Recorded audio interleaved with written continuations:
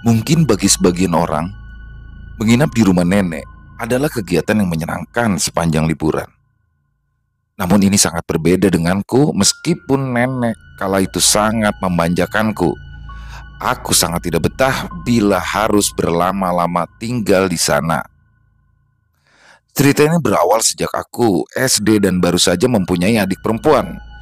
Ayah dan ibuku kala itu tinggal terpisah karena urusan pekerjaan dan setiap weekend aku dan ayah selalu mengunjungi ibu dan adik kecilku yang tinggal di rumah nenek. Hampir beberapa kali, di setiap malam menjelang dini hari aku pun mendengar suara ketukan pintu berkali-kali tanpa ucapan sepatah kata pun. Kupikir itu tetangga aku yang ingin mengantarkan sesuatu, namun aneh. Mengapa tengah malam begini ia datang dan mengapa tak ada yang mendengar ketukannya? Aku selalu saja terjaga setiap dini hari karena mendengar ketukan pintu tersebut. Ingin kubuka pintu dan melihat siapa yang mengusik ketenangan orang lain di gelapnya malam. Namun, apa daya, ketika aku berniat akan beranjak keluar, ketakutan selalu menyergapku begitu saja. Pernah sekali kubulatkan tekad untuk mengajak orang tuaku mengintip dari balik jendela, namun kala itu terlintas di benakku bahwa yang berada di balik pintu tersebut adalah sosok pocong yang jahil dan suka mengetuk pintu tengah malam dengan muka yang hancur dan hitam legam. Ketika pikiran itu terlintas di pikiranku, entah bagaimana ketukan itu pun perlahan-lahan juga menghilang dan berganti dengan tatapan beberapa makhluk yang seperti mengintai dari lubang kecil di dinding kamarku. Kurasakan mereka dominan perempuan berambut panjang yang terlihat mengintip silih berganti. Kusembunyikan diriku di balik selimut. Dengan nafas tersengal-sengal dan keringat dingin yang bercucuran, rasanya ingin segera kembali terlelap tidur dengan tenang tanpa menjadi tontonan makhluk-makhluk itu. Kurang lebih 5 menit kulewati dengan jantung yang berdebar-debar hingga adik kecilku tiba-tiba saja menangis dengan kencang dan membangunkan ibuku. Begitu ibuku terbangun, seolah aku pun tidak pernah mengalami hal yang menakutkan dan perasaanku tiba-tiba terasa sangat tenang. Di keesokan paginya, aku hanya memikirkan semua kejadian itu sendiri tanpa menceritakan pada siapapun. Pada malam berikutnya, kejadian serupa terjadi lagi, namun kini ketukan dan intaian itu seolah menghilang bertepatan dengan terdengarnya suara kereta kuda yang lewat di jalan depan rumah. Aneh, siapa yang mau menarik pelanggan dengan kereta kuda di jam seperti ini? Dan ketika pagi hari tiba, aku pun langsung menceritakan tentang keberadaan kereta kuda yang kudengar semalam dan mulai menanyakannya kepada ibu tanpa menyinggung ketukan pintu yang sudah kudengar berkali-kali. Kala itu ibu hanya menjawab, "Alah, itu sudah biasa, gak usah dipikirin ya." Dan semenjak kejadian tersebut, aku pun menjadi sudah terbiasa dan selalu mengabaikan hal-hal yang tidak terlalu penting. Hingga akhirnya adikku pun beranjak balita, ibuku menyewa pengasuh untuk mengurus adikku. Saat itu aku mulai menginjak kelas 2 SD dan bersekolah di tempat ibuku mengajar. Ya, ibuku adalah seorang guru. Dan ketika pulang sekolah dan ibuku sedang memasak, tiba-tiba saja pengasuh adikku bilang, "Nok, mau tahu ndak? Tadi pagi mbak itu..." "Mau tahu ndak? Tadi mbak lagi gendong adik kamu didatengin tuyul. Tiba-tiba di sebelahku terus tak tanyain, 'Kamu siapa? Mau apa di sini? Rumahmu mana?' Katanya dia cuma mau main karena ngerasa nggak punya temen. Rumahnya di SD Selatan yang sebelahnya kebun gelap itu." Aku benar-benar memahami dan tiba-tiba saja membayangkan kejadian saat itu juga ketika pengasuh adikku sudah pulang ke rumahnya. Aku pun langsung bercerita kepada ibu tentang kejadian yang dialami pengasuh adikku. Kata ibu itu hanya halusinasi saja, karena memang mbak sedang banyak pikiran. Aku pun lebih percaya kepada si mbak daripada omongan ibu karena kurasa ibu telah menyembunyikan sesuatu agar aku tidak takut. Beberapa bulan setelah kejadian itu, keluargaku pun mulai pindah ke rumah yang sebelumnya hanya ditempati ayah. Dan kami pun hanya akan ke rumah nenek ketika event-event tertentu saja. Aku pun beranjak remaja, aku pun merasa sering tidak nyaman untuk menginap lama di rumah nenek ketika libur panjang. Pernah, suatu ketika aku pun menginap saat libur lebaran dan itu benar-benar tinggal beberapa saja yang menginap karena sudah H+5. Aku yang kala itu tidur di kamar nenek dengan adik sepupuku selalu saja merasa diawasi. Namun, ketika tidur di kasur depan ruang kamar nenek yang terpajang foto almarhum kakekku, aku merasa jika foto itu seperti sedang memperhatikan kami. Bahkan, kakak sepupuku pun pernah tak sengaja melihat foto itu berkedip. Di kamar nenekku terdapat sebuah pedang yang berada di dalam wadah besi yang terlihat sudah berkarat. Entah mengapa setiap aku memandang pedang itu, aku merasakan energi negatif yang membayang-bayangiku. Bahkan aku pun seperti berhalusinasi bahwa pedang itu pernah menjadi saksi bisu dibunuhnya beberapa orang. Ketika aku mulai beranjak SMP dan sedang menjalani libur panjang di rumah nenek, aku pun tidur bersama adik sepupuku di kamar paling depan dengan jendela kamar yang lumayan kuno. Sore menjelang maghrib, sebelum tidur sudah kupastikan mengunci jendela tersebut agar tidak ada maling yang masuk. Namun entah mengapa ketika dini hari aku terbangun dan melihat keluar pintu kamar yang langsung menyuguhkan pemandangan gelapnya ruang tamu.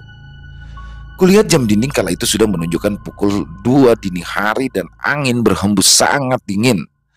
Aku yang baru saja terbangun ingin mengubah posisi tidurku agar tidak menghadap langsung ke pintu.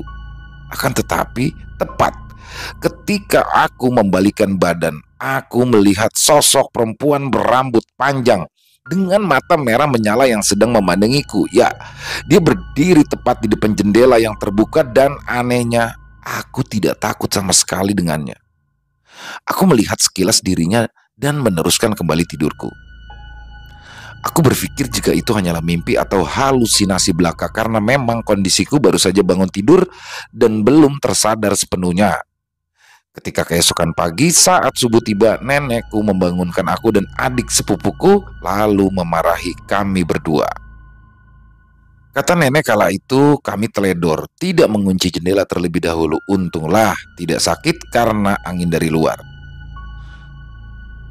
Sontak aku pun kaget dengan ucapan yang nenekku lontarkan. Bagaimana bisa jendela itu tidak terkunci? Aku sangat yakin kemarin sore aku sudah menguncinya dan juga telah mengeceknya sebelum tidur. Jadi tentang sosok perempuan itu, apakah itu benar? Pikiranku sangat tak karuan mengingat kejadian semalam ditambah omelan dari nenek dan ibuku. Akhirnya perlahan-lahan aku pun mulai berpikir positif. Mungkin saat itu aku sedang berhalusinasi. Dan ketika aku kelas 9 SMP, aku pun menginap lagi di rumah nenek bersama adik kandungku. Dan entah mengapa malam itu hanya kami berdua yang menginap. Sebenarnya tidak sepi-sepi sekali ya, karena ada tanteku dan suaminya yang baru punya anak bayi. Tapi suasananya sangat sepi, tak seperti biasanya. Setengah 1 malam, aku pun terbangun gara-gara adikku kala itu minta tolong untuk diantar ke kamar mandi. Aku yang sebenarnya takut mencoba memberanikan diri untuk melewati tempat sholat yang gelap dan langsung mendapat pemandangan lorong dapur dan kamar mandi yang gelap sebelum kunyalakan lampunya. Aku memberanikan diri menunggui adikku sendirian di tengah kesunyian malam menjelang dini hari. Dan ketika selesai lalu merebahkan diri di tempat tidur, ku dengar dari kamar belakang seseorang sedang mengganti tombol kipas berkali-kali hingga terkadang kipas itu pun mati namun menyala lagi. Kamar itu ditempati omku yang belum menikah. Dia adalah anak bungsu dari nenekku dan mudah bergaul dengan keponakannya. Tapi jika dipikir-pikir, ngapain juga tengah malam dia mainin tombol kipas? Seperti nggak ada kerjaan aja. Anehnya malam itu tak terdapat suara komputer atau apapun selain suara tombol kipas yang diganti-ganti. Sampai 20 menit berlalu, suara itu pun baru menghilang. Dan berganti suara tangisan anak bayi tanteku yang baru berumur beberapa hari. Setelah tanteku bangun, aku pun baru bisa tidur. Memasuki tahun 2018, aku pun sudah menginjak kelas 10 SMK di kotaku. Entah mengapa, semenjak banyaknya kejadian yang sudah kualami di tahun lalu di rumah nenek, aku pun sering terbangun tengah malam dan berkali-kali mendengar suara ketukan pintu.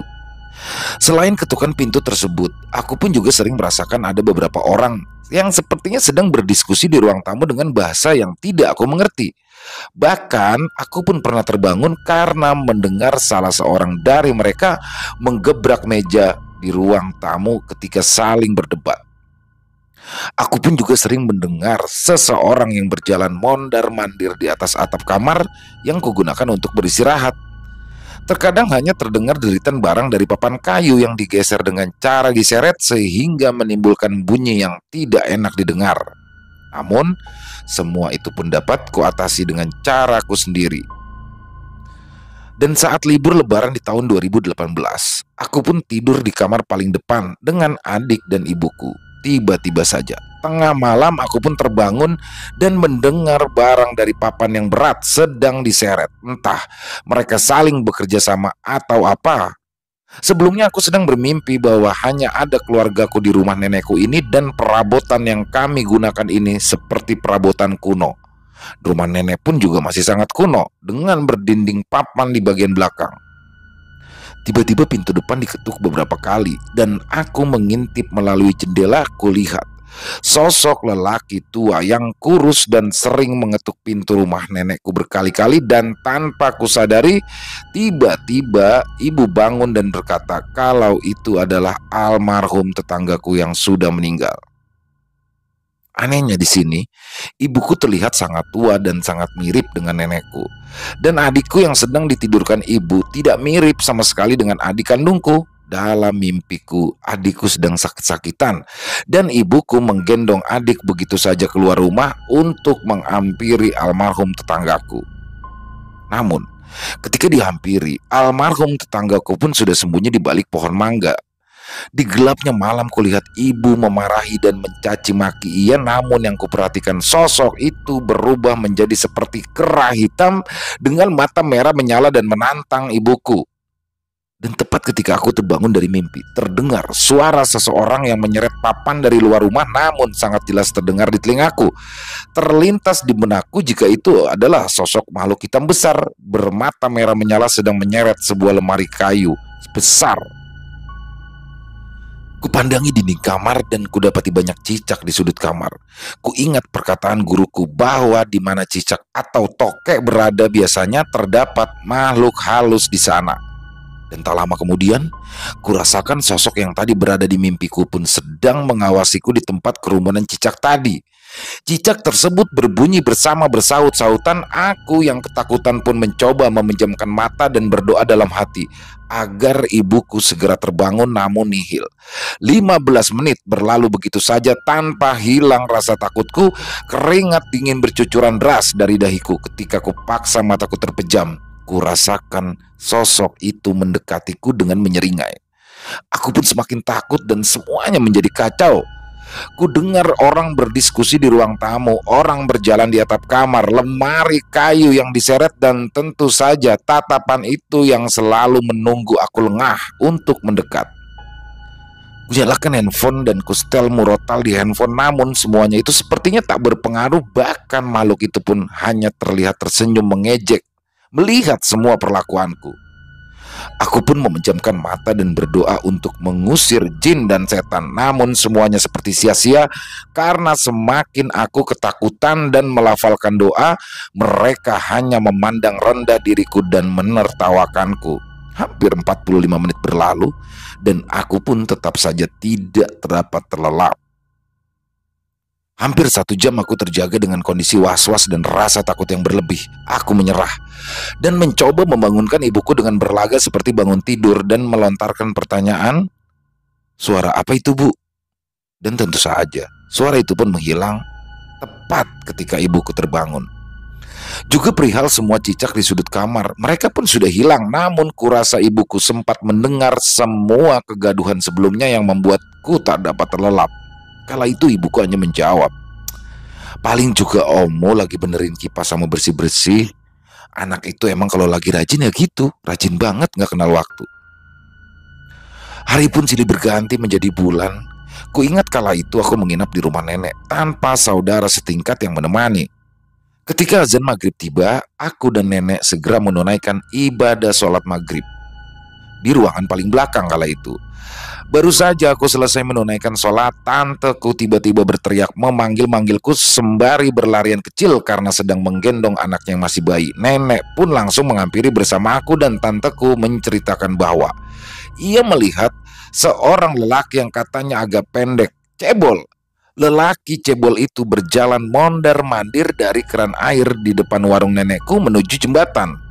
Tanteku mengira jika orang itu ingin membeli minuman kemasan atau semacamnya. Namun ketika tanteku berdiri, orang itu tampak berdiam diri di keran air.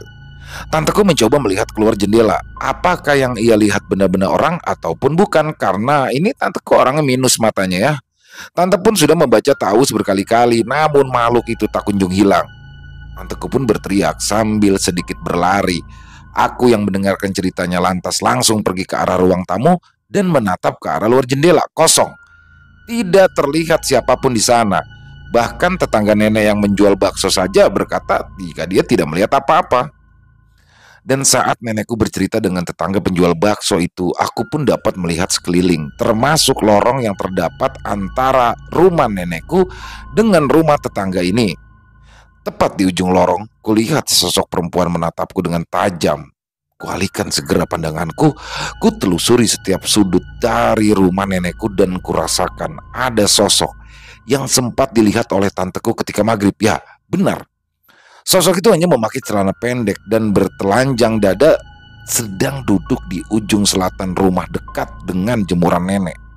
Dia sendirian, termenung dalam kegelapan seakan sedang sibuk mengais debu di lantai membentuk sesuatu. Semakin lama ia pun menghilang dan tak menampakkan wujudnya kembali seakan lenyap begitu saja.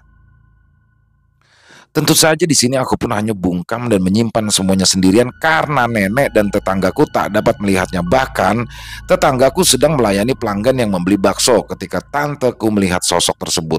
Dan ketika nenekku bertanya, tentu saja beliau pun menjawab, tidak ada seorang pun di depan rumah nenekku kala itu. Dan pelanggannya pun tidak ada yang bertubuh pendek cebol seperti yang disebutkan tadi. Setelah obrolan selesai, nenek pun menyuruh pergi membelikan sate ke pasar untuk makan malam. Ya, rumah nenekku ini memang berada dekat dengan pasar tradisional yang jaraknya kurang lebih 50 meter. Aku yang memang sudah lapar kala itu memantapkan niatku untuk membeli sate meskipun sendirian. Kutata pohon mangga di samping tempat sampah di mana orang bertubuh pendek cebol itu menghilang, kata tanteku. Namun tetap saja ia sudah tidak berada di sana. Kubulatkan tekadku bahwa tak akan terjadi apapun. Bahkan aku berharap bertemu dengan sosok yang sempat dilihat oleh tanteku. Kurasa tidak masalah jika ia tidak memiliki luka di wajah ataupun tubuh. Aku pun terus memikirkannya dan kembali mengingat kejadian yang pernah ku alami di rumah nenek sejak kecil.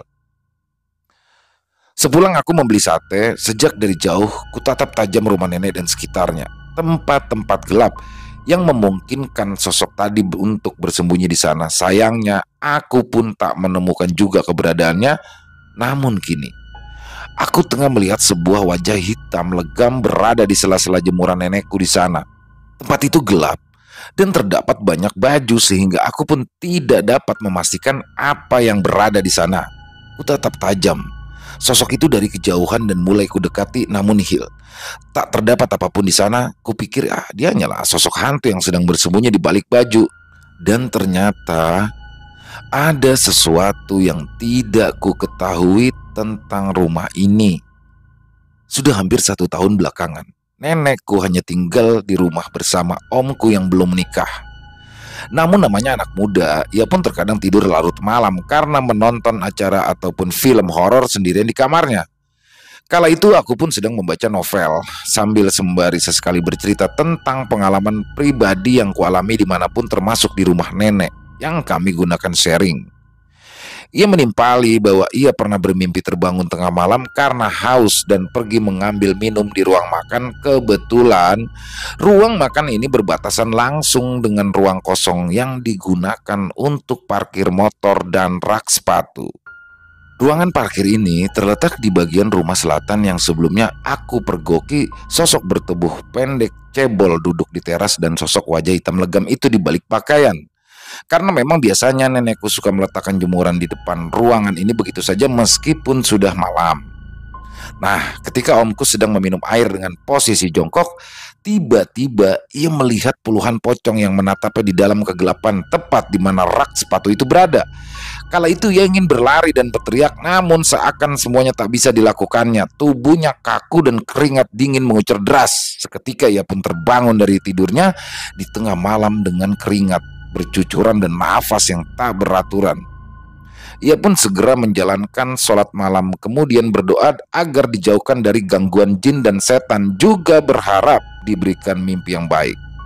Jelas aku pun kaget tentang apa yang dimimpikan oleh omku. Kini aku berpikir sosok yang bersembunyi di antara jemuran adalah salah satu dari antara puluhan makhluk. Omku pun menambahkan cerita tentang pengalamannya ketika mengejek temannya yang tak berani membaca sebuah novel horor. Dengan bangganya dia berkata, baca kok siang, ya gak ada sensasinya, baca itu malam biar masuk ke dalam ceritanya. Di malamnya, ia pun benar-benar membaca novel horor itu di tengah malam dengan posisi di ruang kamar sendirian. Dan tepat tengah malam katanya pada saat suatu scene dalam kisah itu, tiba-tiba ia merinding begitu hebat dan merasakan hawa yang aneh. Namun ia mencoba tidak memperdulikan dan tetap melanjutkan aksi membacanya. Dan tiba-tiba dari arah ruang makan terdengar seperti anak kecil berlari menuju kamar mandi yang kebetulan berada tidak jauh dari ruang kamarnya. Tiba-tiba saja suara larian tersebut berpindah-pindah menjadi tepat di atas kamarnya. Bulu kuduknya pun meremang dan ia pun mulai berdoa dan bersiap mengambil wudhu lalu menunaikan ibadah malam. Di keesokan harinya, ketika ia mulai bercerita kepada nenekku, omku malah kena omel nenek karena tengah malam bukannya tidur malah baca cerita horor seperti itu. Nenekku pun juga berasumsi tentang suara yang berlari di atas kamar omku hanyalah tikus yang kebetulan lewat. Ya, namanya juga anak muda. Ia pun tetap bersikukuh bahwa itu bukanlah seperti tikus karena beratnya memang seperti anak-anak yang lebih dari 6 tahun. Secara logika dan perasaan, pergerakan suatu benda atau makhluk hidup pasti akan menimbulkan suara berbeda sesuai dengan beratnya. Ia pun juga pernah mendengar ketukan pintu di tengah malam ketika tidur di kamar depan yang pernah aku tempati sebelumnya. Malam itu, omku seorang diri di rumah karena nenek sedang menginap di rumah saudara. Omku pun memutuskan untuk pulang larut sehingga sampai rumah bisa langsung tidur, pikirnya kala itu. Dan ketika ia mulai merebahkan diri di tempat tidur, ia memang tidak merasakan apapun. Ia pun mulai terpejam sedikit demi sedikit, namun baru setengah terpejam. Antara sadar dan tidak, omku mendengar suara ketukan pintu, namun lagi-lagi tanpa mengeluarkan sepatah kata pun dari si pengetuk. Ia pun bangun dan memastikan apakah benar ada seorang yang hendak bertamu di tengah malam seperti itu. Ditunggunya ketukan selanjutnya. Ia pun berusaha terjaga selama beberapa saat, namun hening. Tak ada suara apapun, bahkan langkah kaki pun tak terdengar. Mungkin salah dengar, pikirnya. Ia pun segera memejamkan mata dan kembali terlelap. Namun ketukan itu kembali terdengar berkali-kali. Ia pun segera tersadar dan mencoba menajamkan pendengarannya. Apakah memang benar ada seseorang yang mengetuk pintu di tengah malam seperti ini? Namun suara itu pun segera menghilang. Omku pun mulai merinding dan mulai berdoa agar terhindar dari gangguan setan dan jin. Ia pun mencoba mengabaikan apa yang barusan dialami dan berharap pagi segera datang. Akhirnya ia pun berhasil tidur dengan cukup tanpa gangguan. Belakangan aku mengetahui omku pun berkata bahwa yang dijadikan sebagai kamar omku ini, kamar yang dekat dengan kamar mandi, memang katanya dari dulu sudah dianggap angker. Pernah suatu ketika ada saudara nenek yang menginap di sana dan tidur di kamar belakang tersebut. Keesokan harinya beliau bercerita bahwa semalam mendengar ringkikan kuda dan langkah kaki kuda. Padahal tetangga sekitar tak ada yang memiliki kuda.